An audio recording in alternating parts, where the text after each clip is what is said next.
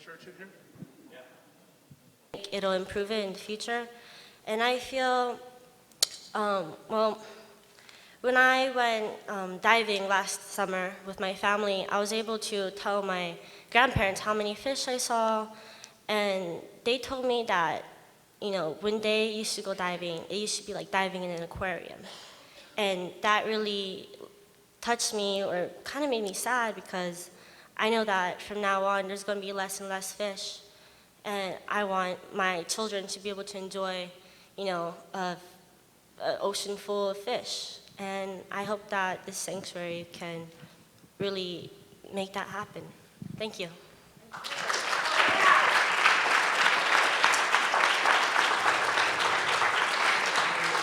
Aloha, my name is Stacy Hayashi. I'm a filmmaker. I'm not a fisherman. Thank you for letting me speak to you tonight. I know it's only 2 minutes, so I just have some questions. I'm glad to see a lot of young people out here, but I have a question for you. And the question is, do you know what it means? You guys are talking a lot, but are you listening? Are you listening to the scientists who are here saying that expansion is not necessary? NOAA is saying this is not necessary. So, the fishermen, they want to preserve the environment. They are the stewards of the ocean. So another question is, who is funding your shirts? Who is funding this campaign? Who is funding the buses? Pew Trust, do you know what Pew Trust is? That's big oil. Those people are not from Hawaii. Look at the people here. This is Hawaii. The fishermen who feed us, they are Hawaii. Thank you, fishermen. So many of you had to leave because you work hard and are busy fishing to feed us. And you know what, I'm not a fisherman. I like to fish, but I'm not good at it. And you know what, I have never caught an ahi, but I love to eat poke. I love to eat sashimi. Who do you like to eat sashimi? Isn't it a cultural thing? Have you ever caught an ahi? Okay, maybe, well, you're the rarity, okay? But I have never caught an ahi, and my mother has never caught an ahi, and neither has my dad. The price of sashimi, it's already expensive. And, if we force our fishermen further into dangerous waters by expanding this monument with no clear benefit, what does that do to our economy? We won't be able to afford our own fish. Yeah, so, fish are our food security, and it's our largest protein source, and fishermen, you guys are my heroes. I don't want to stop eating fresh, local, sustainably caught ahi. Hawaii is known for our fish. Oh, okay, I have to stop talking. But anyway, you've heard from our kupunas earlier. If you love Hawaii, they love Hawaii, I love Hawaii. If you love Hawaii, you will not support this expansion. It will hurt us.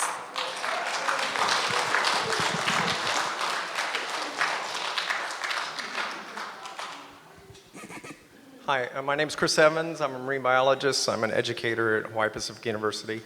And I love Hawaii, and I am in support of this.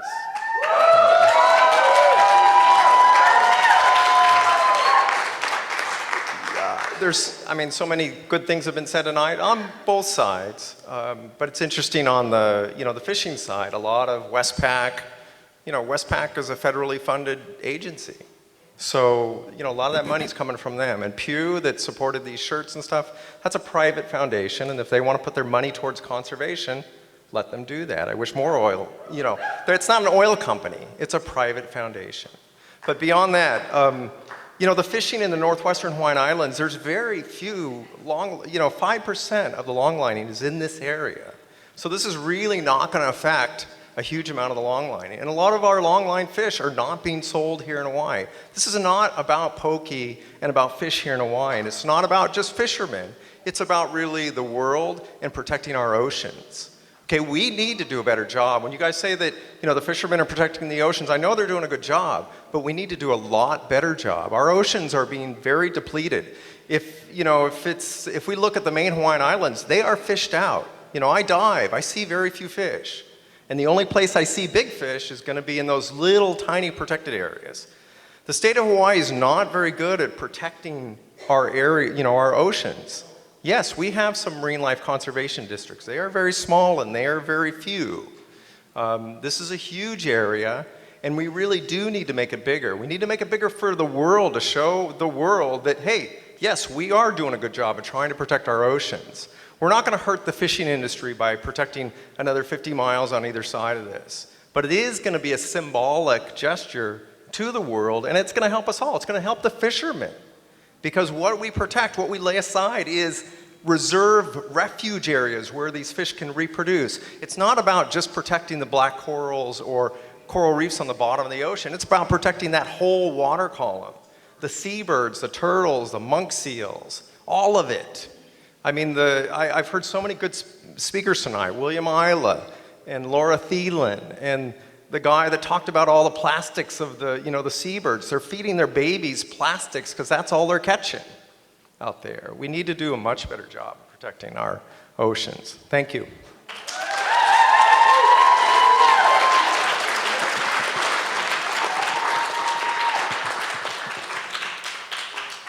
Excuse my back. Aloha kako. O kupuna didi no healani heron ko inoa. He oni hanao Oahu, Hawaii. He oni hanai America. Eia, na na papakolea veli veli. No laila, ua manao ko'u. This mission of the creators, the mission of the creators of this Papa Hanaumoku Akea monument is to protect Hawaii's rarest native plants, mammals, fisheries, and reefs for our future generations. However, America has no jurisdiction to create such a monument. Hawaii is under an illegal occupation by the United States in that, in 1898, as Dr. Keanu David Tsai says, the United States unilaterally seized the Hawaiian Islands for military interests during the Spanish-American War, and has since maintained an illegal, prolonged occupation of Hawaii, an independent and neutral state, which has resulted in the commission of war crimes at a colossal scale. End quote. As President Grover Cleveland said regarding the overthrow of our government by a handful of Americans and traitors backed by the American Marines, quote, "What you have done here is an act of war," end quote. The continued taking of our national lands, assets, and native rights by the United States are acts of war and war crimes under the United Nations Human Rights Act number 11, the International Hague Conventions, and laws of the high seas. What the United States should do is deoccupy our nation and return the stolen lands and assets. As a non-commercial Hawaiian practitioner, I strongly object to this expansion in our nation's exclusive economic zone under the guise of a monument. These truths I hold for my son, my grandsons, my great-grandsons, and I'll tell you something. I lived on Midway Island with my father, who was a military administrative officer in 1958 to 60. It was pristine. We went back for the 70th anniversary, and you should see the crap that the US military left there, and everywhere that they go. That monument, the way it is now, is fine. There's no kapu where it's gonna be lifted, and there is no kapu to the invaders, these insurgents that have taken our nation away. The US military is out there to play their war games, and if you watched the news yesterday about the Philippines versus China and their expansion, they are gonna be the ones to cause the next world war. Aloha.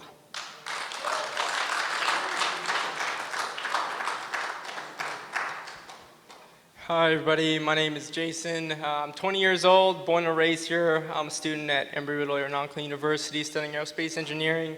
I support for the expansion of the monument. My dad, who spoke before me, he's a scientist, and you guys said, you know, listen to the scientist. Well, there you go. He's a scientist. Like I said, I've lived here all my life. He's taught me about conservation. I do a lot of free diving as well. I only see large fish in the, like at Three Tables, Hanauma Bay. Anywhere else I have been, there's only small fish. You know, you don't see any uhu. They're all fished out as well. I don't get what the problem is about expanding this monument if only about 5% of the long lines go into there. And you guys are talking about, oh, if you guys can go in there, you guys can catch, 3 ahi with a 30-mile long line, whereas compared to 1 ahi per line outside that, well, that's what's going to happen if we continue fishing in that area. I also, would like to say that the oceans, control our climate, economy, food source, everything. And Mother Nature has starved species larger than us, and she will do so the same with us. So I would like you guys to think about that. If we don't change our ways, that's, say goodbye to the human race. Mother Nature will continue to live. Thanks.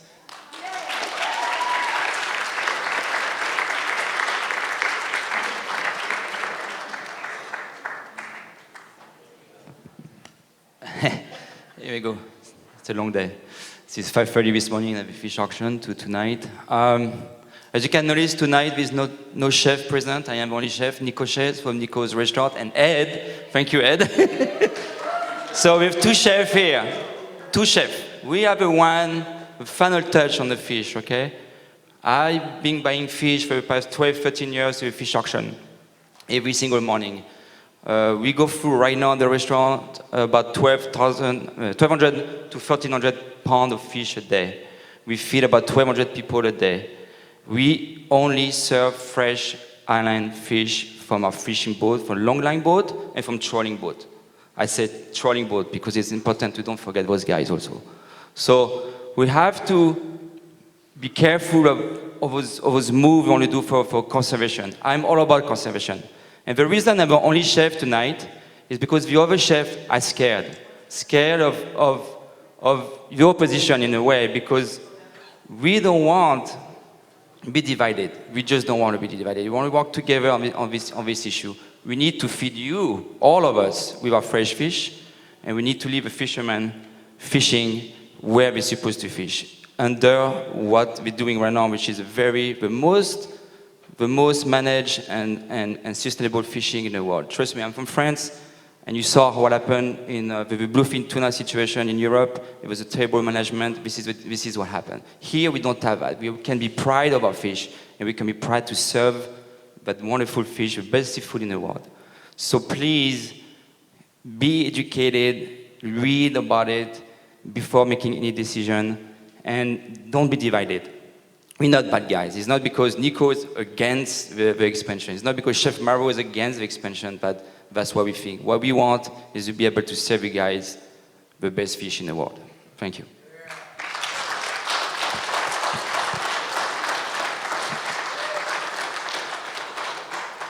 Aloha kako.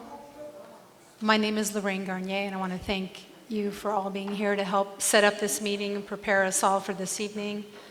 And I do feel that we all want the same thing, and I think we all just need to come together.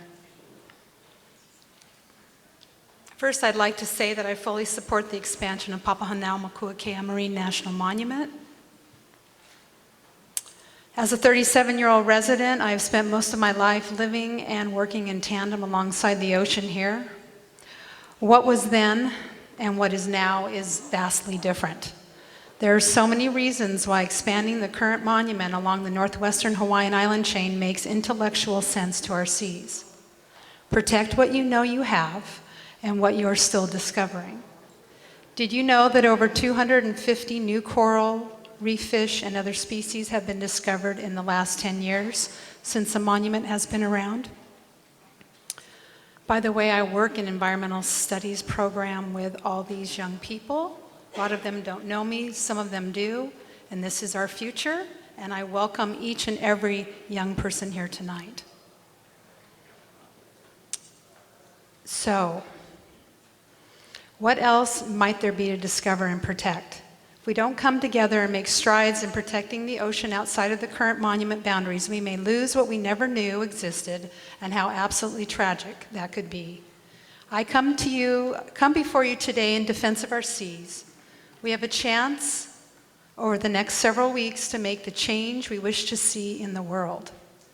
This can be our change, our ocean sanctuary, or as Uncle Buzzy Agard used to say, our pu'u honua. So I am in full support of the expansion of Papahanaumokuakea Marine National Monument. Thank you.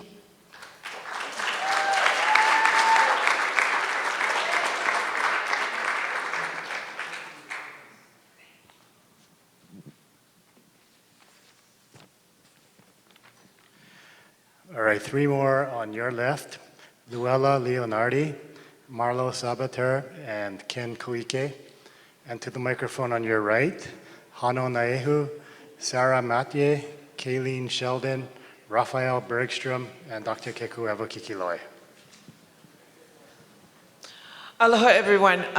It's very difficult for me to be here tonight and to stand at this mic because I'm in opposition to the Papahanaumoku stance.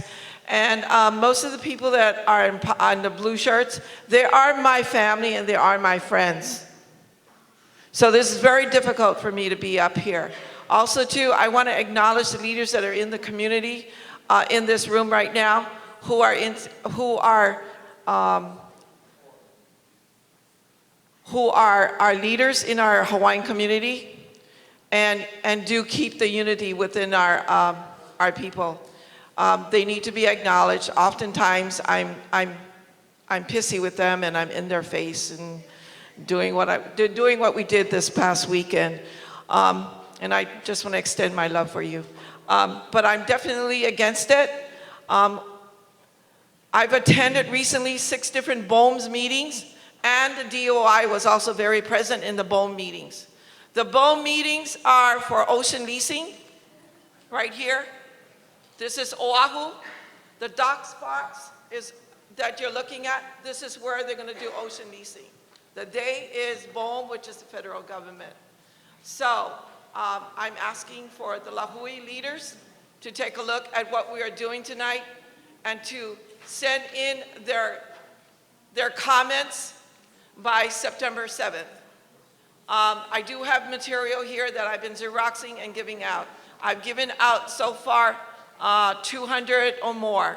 So there are people that are learning about this. Secondly, I am also a paddler, so you can bet that I'm going to be out there this weekend at the state race speaking about this issue about ocean leasing. And that's what the issue is, people. It's not about fish or not fishing. It's about ocean leasing, and you know that. You know that. Those of you in the lab, you know that, because you're participating in ocean leasing. The material is right here in my hand. And the comments need to go in before September 7th. There's phone numbers on here that you can call. You don't have to listen to me tonight. Just give them a call and ask them what is it to do. The material is their material, it's not my material. It's such an insult. The DOI was part of this. They're part of this. I don't want to be federally recognized. I don't want to be part of a tribe. That's an insult to my kupunas. For those of you who are supporting federal recognition, you need to go out there and find out what is federal recognition. Don't use your super ego on our people. You know who you are. So stop it now. And those of you who call yourself the Lahui leaders, you better get it together tonight. Thank you.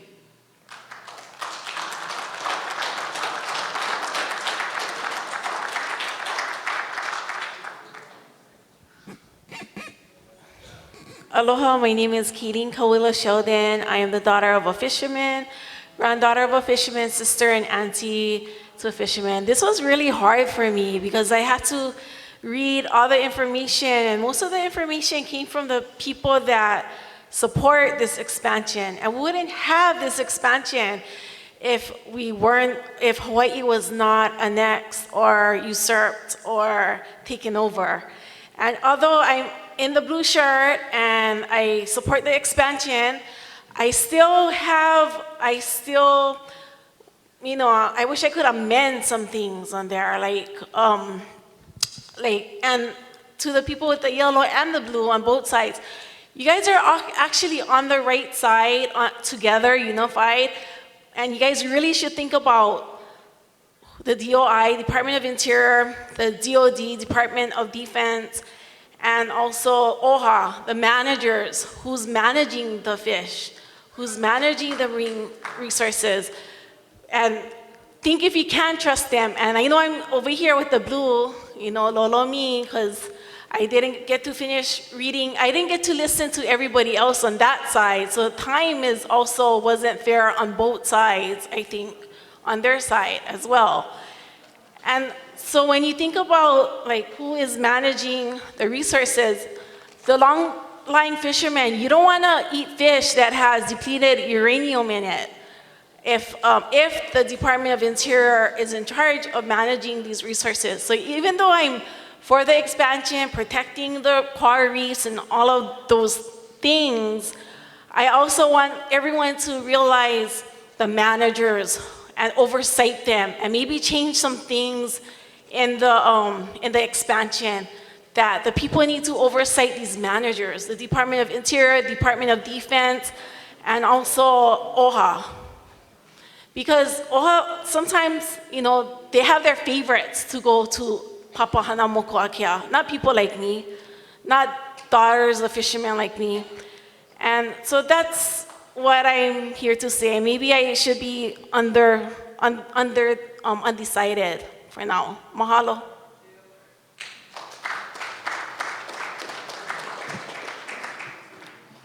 Good evening, I'm Marlo Sabater. I'm a scientist. I was a chief fishery biologist in American Samoa for 8 years. I'm a member of the Scientific and Statistical Committee and now working as a marine ecosystem scientist.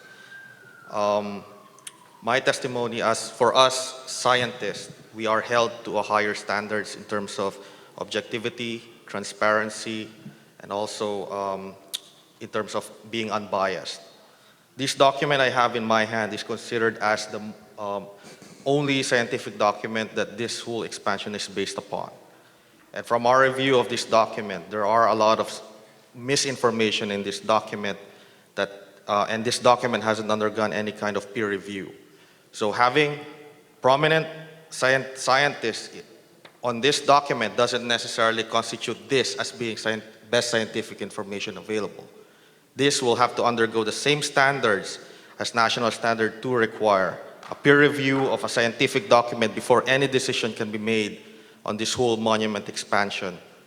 So, just to cite some of the misinformation held here, it says, one of the statements here says that most of the coral larvae are hanging out on the expansion area.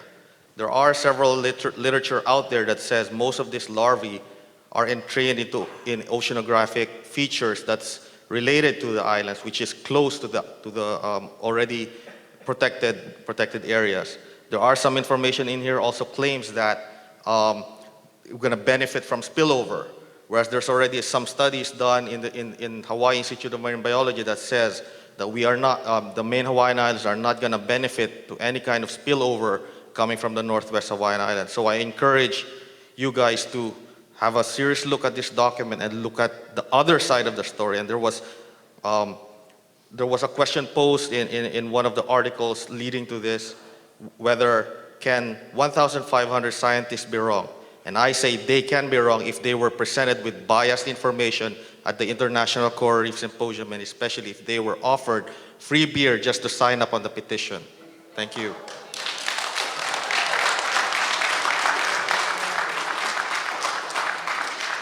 Aloha panel. I'm a little nervous, sorry. My name is Sarah. I'm a Big Island resident and a scuba instructor. I've been diving for 17 years. I have a marine biology degree from California, and I do a lot of pelagic diving, diving out in the open ocean at night, tethered from a boat, just like the fishermen hang their lines.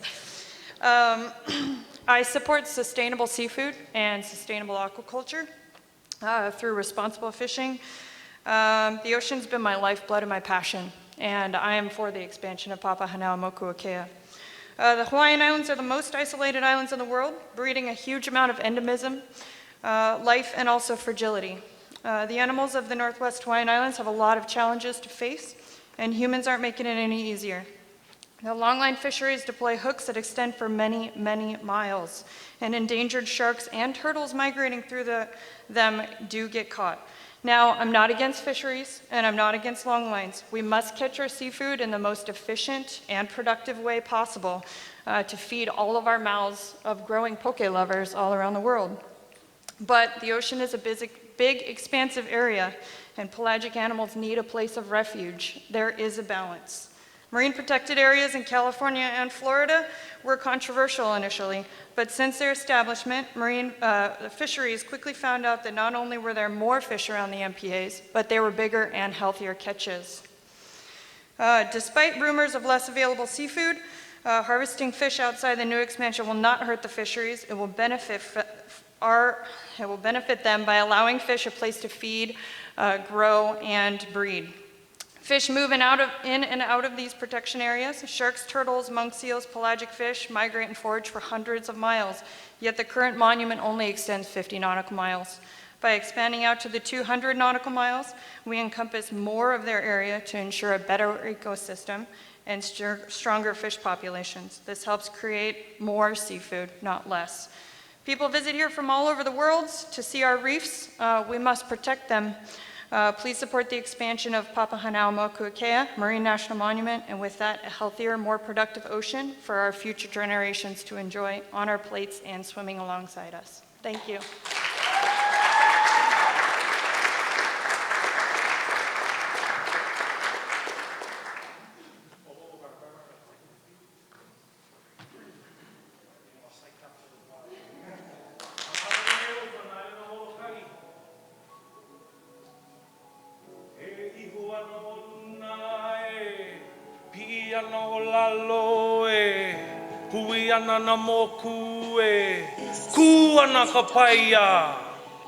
Pacific Ocean is where we come from. All one people under the sun, together as one. Time to stand and fight for all. Not just some, not run or succumb to the dumb ones. No offense, cause we're not trying to make trouble, but what you said you taking is really more like double. Environment in rubble, tipping point is on the bubble. Fish you rustle when the politicians you hustle. Our feathers get ruffled when our cries get muffled. We all struggle while you cuddle and snuggle. And when you smuggle, you laugh at us and chuckle. Taking what you like, flexing military muscle. Your reality is truly insanity.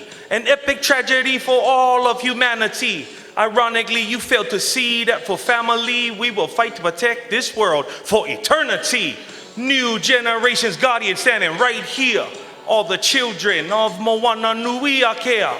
Papa, Earth Mother, Wakea, Sky Father, Pacific Ocean, sisters and brothers.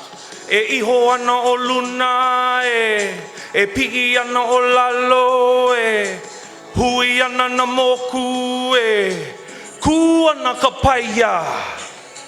Kana loa tangaroa, our ocean way more than what you know from the surface to floor. Cause when you open our native doors, it is secrets that lie in myths, legends and lore. And at the core of what we need to restore is being sustainable, not needing the store. We are the natives of these lands. Hear us roar, the raping of resources over, and we say no more. Tell the greedy dummy, we laughing cause it's funny. When you realize you cannot eat the money, your need for greed and your consumption, causing the food chain to malfunction. A system broken because of your corruption, species destructions on your instructions. causing us to have a spiritual eruption. Gotta fight now before you leave us with nothing. New generation guardian standing right here. All the children of Moana Nui Akea. Papa, Earth Mother, Wakea, Sky Father, Pacific Ocean, sisters and brothers. E iho ana o luna e pi'i ana o lalo hui ana na moku ku ana ka paia.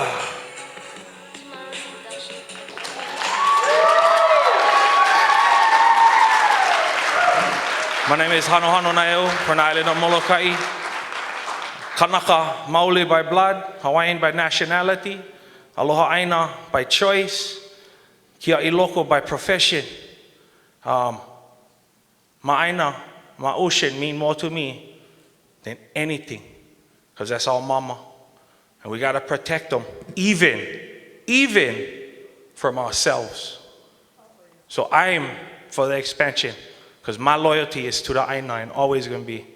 So again, Hanohano Neo from the island of Molokai, and I am for the expansion of Papahana Mokuakea. Thank you.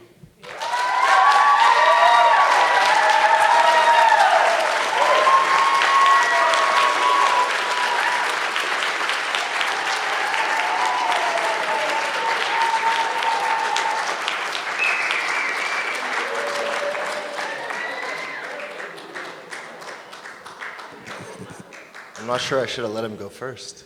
It's a hard thing to follow. My name is Raphael Bergstrom. I'm the Oahu chapter coordinator of the Surfrider Foundation. Definitely would like to see this expansion happen. What I'd like to say is a lot of things have already been said and said eloquently already. Our oceans are in peril. They are not healthy. There's no doubt about that. The science is heavy on that. Just open your eyes and look in the water. There will be more plastic than fish in the ocean by 2050, studies say. We have to do something about it, and this is bigger than one industry, absolutely. That's been said multiple times. And what I'd like to say too is, what if we see it as an opportunity that, yes, it is our exclusive economic zone, but what if we show the world that there is value in that zone that is economically valuable, but we would rather protect it instead? Nobody's talked about what we do on land. What about our national park systems? What about the redwood forests in California and Oregon that have millions of dollars in value, but we protect them because the ecosystems that they support are far more valuable? What about Yellowstone National Park, where we could harvest geothermal energy and hydroelectric energy, but we don't, because the ecosystems are far more valuable? What about the bison that were on the verge of extinction but are in those national parks and have been returned from the brink of extinction? What if we look to this monument as that same opportunity? Yes, there's economic value in it, but the inherent value of those ecosystems is far greater than that. And that's the message that we send to this world, not about money. Thank you.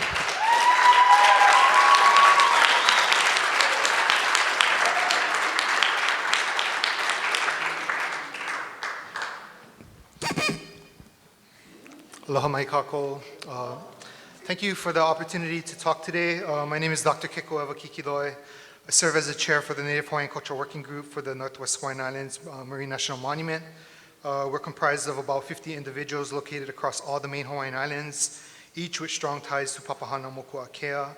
We include Hawaiian kupuna, researchers, educators, community organizers, advocates, and cultural practitioners that have dedicated a big chunk of their lives towards the protection of this area. One of the themes, I'm going to diverge from this written piece, but one of the themes I really wanted to talk about today is the need for leadership. Yeah. And when I think about leadership, I think about Uncle Buzzy Agard. Uncle Buzzy Agard was one of the esteemed kupuna of our group. He was a longtime fisherman up there for many, many years, up in the Northwest Hawaiian Islands. And while he was fishing up there, for most of his life, he started to realize the decline of fish in that area and the impact that it had to the resources up there. And in his later years, he started to advocate for change and transformation. And he started to fight for conservation, and he was one of the founding members or the original members that advocated for the initial protection with the Coral Reef Ecosystem Reserve.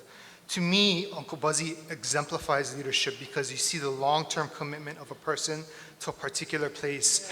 And a lot of us have learned about that type of commitment because the people that you see here today, we're not here for special interests. We don't get paid for what we do. We dedicate our lives to this stuff because we know that there's a higher mission here that is for the health and the well-being of the collective, not just as us as individuals.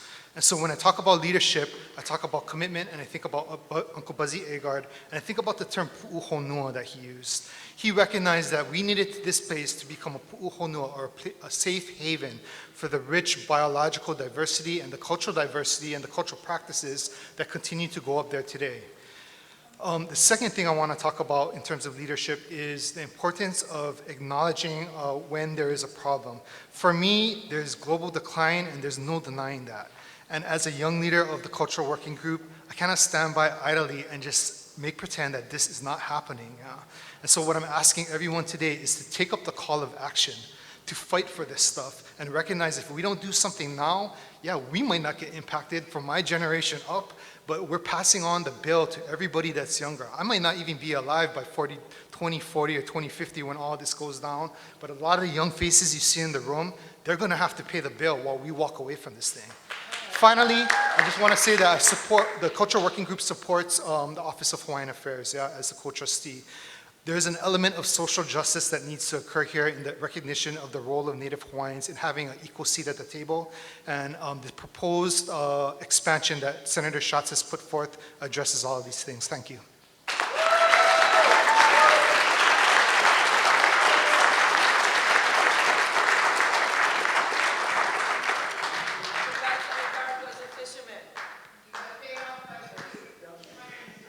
All right, two more, please, to the left microphone, Tony Costa and Bob Fram. And to the microphone on your right, Solikaho Halahala, Marjorie Ziegler, Marty Townsend, Aulani Wilhelm, and Nikki Sanderlin.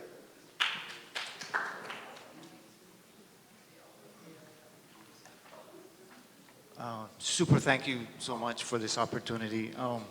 Before you start the 2 minutes, I want to say that I've already gone on record and sent a letter to the president, and I think you have a copy of it. It's changed a few times or expanded.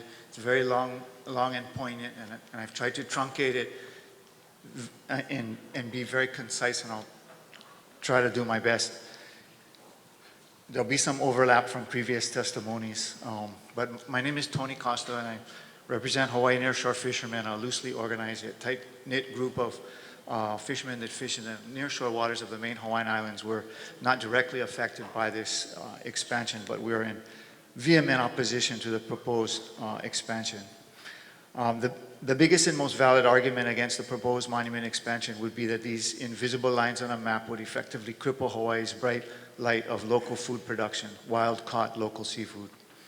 A monument expansion by presidential decree under the Antiquities Act that affects fisheries in such a debilitating and profound way directly conflicts with the idea of fisheries management. In fact, permanent spatial closures such as this goes against fisheries management by sequestering fishermen and effort into smaller areas, increasing and concentrating pressure in smaller areas, thereby necessitating more reduction. The nature of fisheries is dynamic and fluid. Fish do not understand or reproduce and recruit by static math and spatial concepts. Fishing should not be measured in a linear manner and restricted spatially. Fish are not dispersed evenly in 100% of the ocean, nor do fishermen fish or have access to 100% of the ocean all the time. In other words, you might close off 30% of the ocean, but be limiting fishermen by 100%, or you might close off 30% and be limiting nothing. The proposed monument expansion is not a fishery management measure, yet conflicts directly with the renowned and successful pelagic fishery management processes of NOAA. Fishermen fish where the fish happen to be at a certain time and need the resilience to do this. Management is being addressed by catch limits and quotas. Spatial closures conflict with catch limits. Hawaii-based pelagic longline and Hawaii nearshore fisheries talent and vessels have put capture fisheries at the top 10 of Hawaii food crop at $112 million annually. All these spectacular numbers are attained while fishing under the most stringent of rules and regulations and are a model fishery in terms of regulations, accountability, and sustainability. Furthermore, only 4% of the big eye tuna caught in the Pacific are caught by Hawaii-based longline U.S. fishery. As such, 96% of the total big eye landings in the Pacific, Eastern Pacific Ocean and Western Central Pacific Ocean are caught by foreign fleets and will not be affected by this closure. Of Hawaii's longline pelagic fish landings, 80% are consumed locally. That's a lot of fish. My guess is about 50,000 pounds a day. One thing's for sure, we will continue to consume seafood at this pace, whether the local longline boats bring it in or whether we import it as a subpar fresh imported product or as frozen carbon monoxide gas frozen product. The transferred effect of this would be an increase of imported food products, increasing our island-based economy's already over-dependence on imports, shifting U.S. seafood production on forward imports. The proposed expansion only vilifies and discriminates against one group of sustainable U.S. food producers, Hawaii-based longline fishermen who provide wild-caught pelagic seafood. Both nearshore and pelagic fisheries have proven to be renewable, are hugely important to islanders, and are an integral component of a true feather in our cap, locally produced Hawaiian seafood. Healthy, sustainable, and something to cherish and be proud of. Please help us continue to provide Hawaii markets with local food by not implementing an expansion of the Papahānaumoku National Marine Monument. Thank you so much.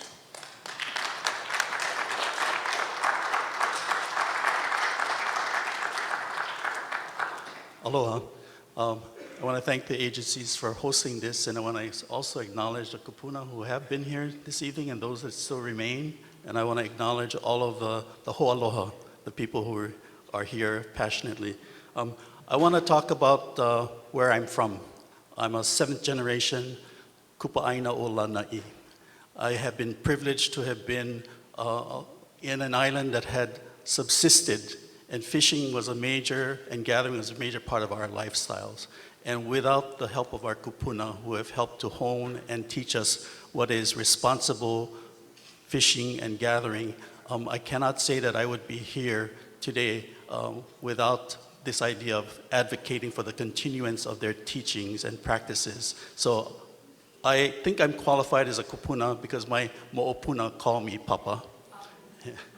And therefore, I will speak as the kupuna to my own ohana, who has responsibility to pass on some of these practices. And therefore, I want to advocate that I look to my kupuna, whose guidance have helped me to be responsible as an adult and now as a kupuna, and I look through the eyes of my mo'opuna, who have yet to see those things that cannot be seen, and we must be responsible for helping them to give them that path and prepare and allow them to have that. So I want to talk about another element of this.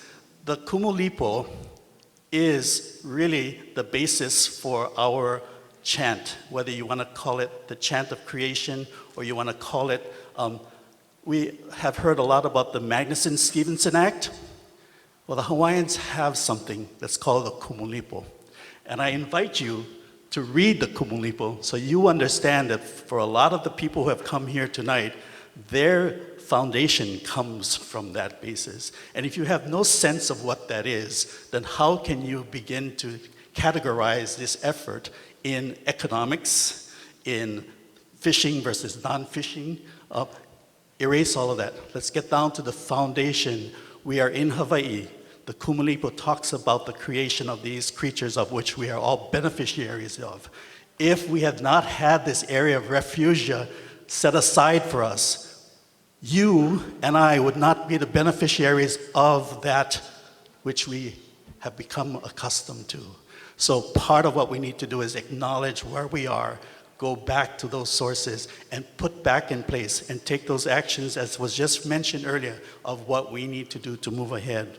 And then I want to lastly acknowledge that I want to submit these letters of support that have come from many, many people in government, in the legislature, in county governments, from restaurateurs to scientists, and not to leave out the fact that there are many, many petitions throughout the world that support this effort to expand Papahānaumoku Akea, and I want to kako'o that. Eo.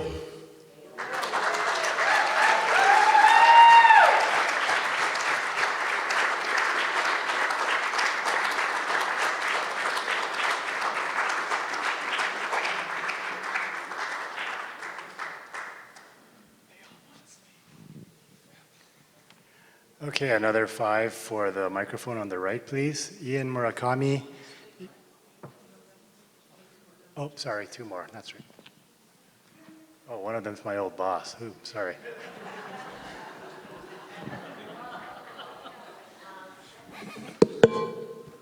Hello, I'm Marty Townsend. I'm the director for the Sierra Club of Hawaii. And on behalf of our 16,000 members and supporters, we strongly support the expansion of the Papahanaumokuakea Marine National Monument.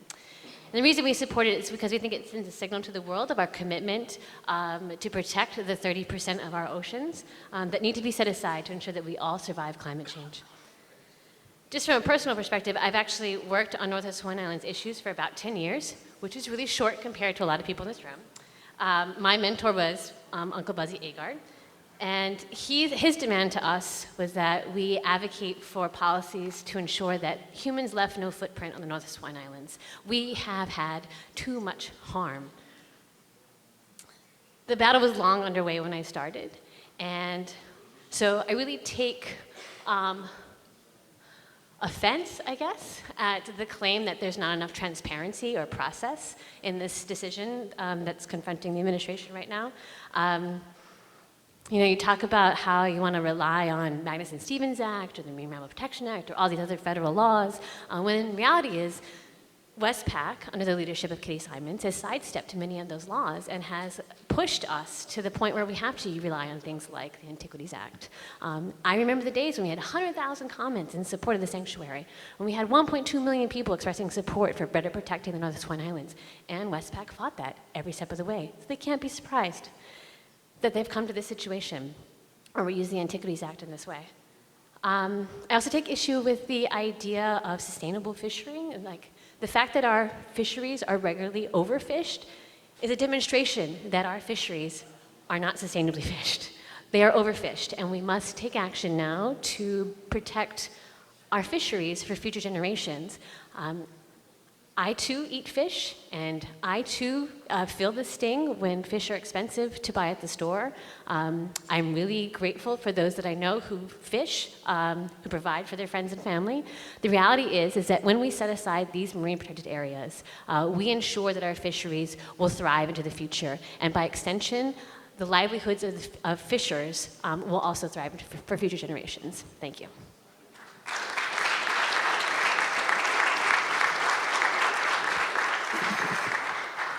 Aloha mai kākou.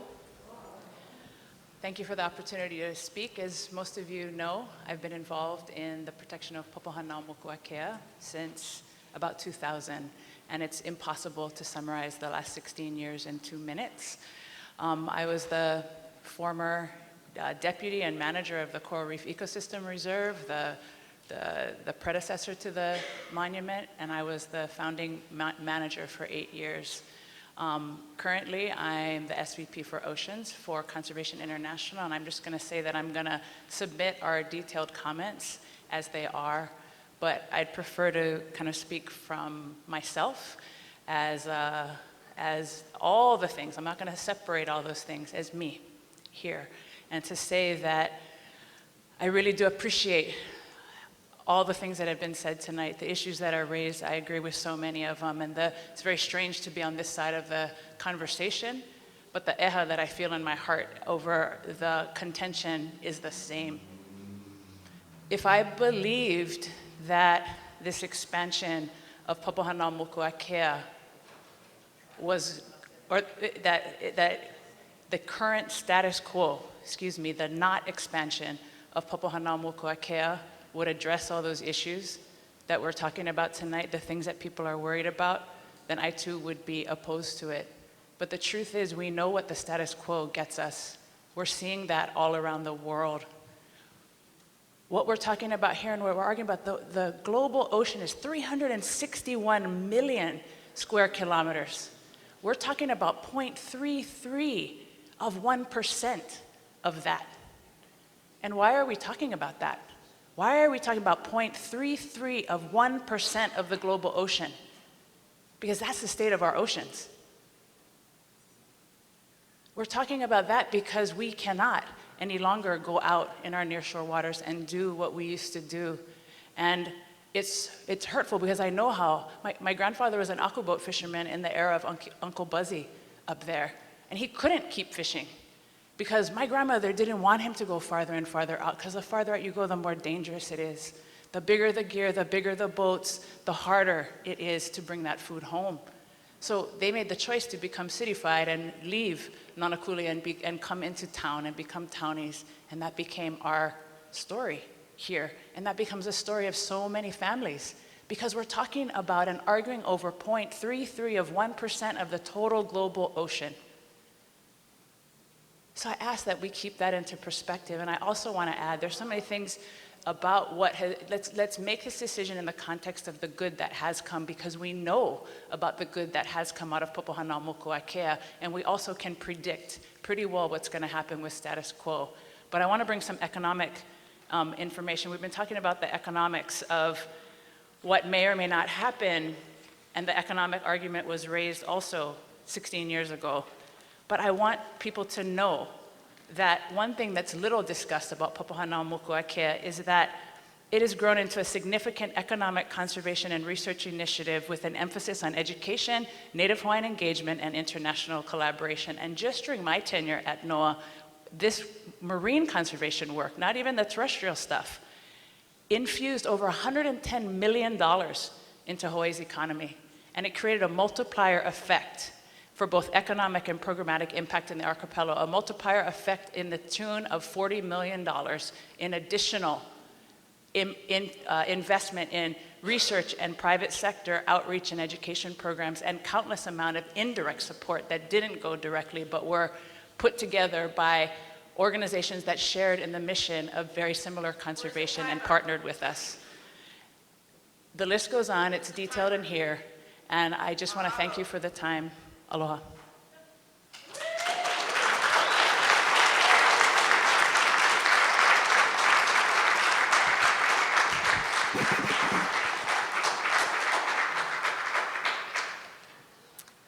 Aloha, my name is Nikki Sanderlin. I live in Keauhou on Hawaii Island. I'm a graduate of the University of Hawaii at Hilo, a scuba instructor, and a passionate ocean advocate.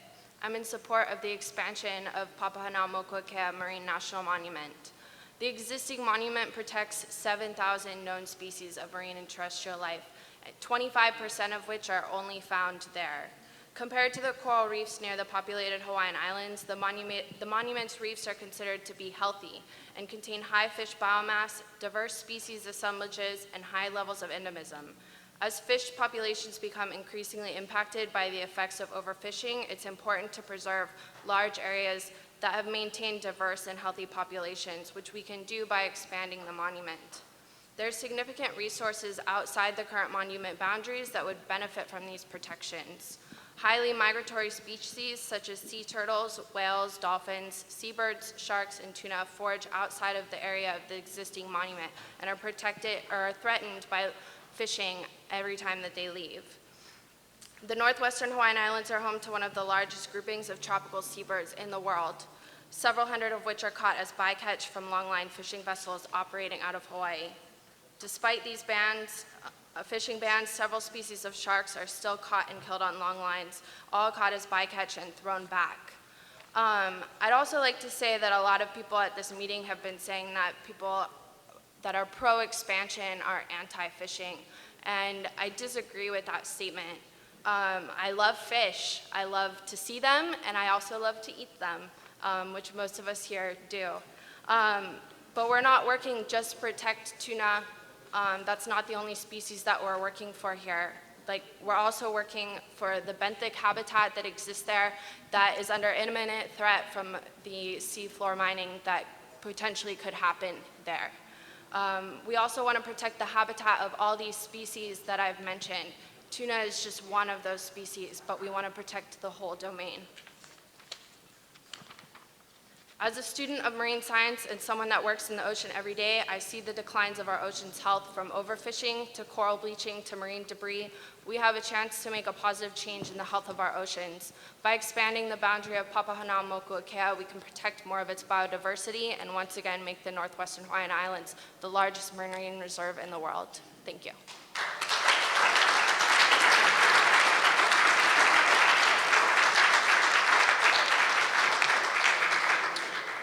We appreciate everyone's patience tonight. We've gone through lots of comments. We have less than 15 minutes until we need to vacate this room. We've gone through all of the comments from one side. We still have many comments that we won't get through at 2 minutes a comment on this side. As a reminder, all comments, whether you speak or not, a written comment will be read and will be considered by the secretaries as they prepare to advise the president. So we're going to call the names. We have a hard out in 14 minutes. If you don't need to speak, that's fine. Be respectful of the time because we're not going to get through everybody who submitted a comment to give them a chance to speak. So we'll go the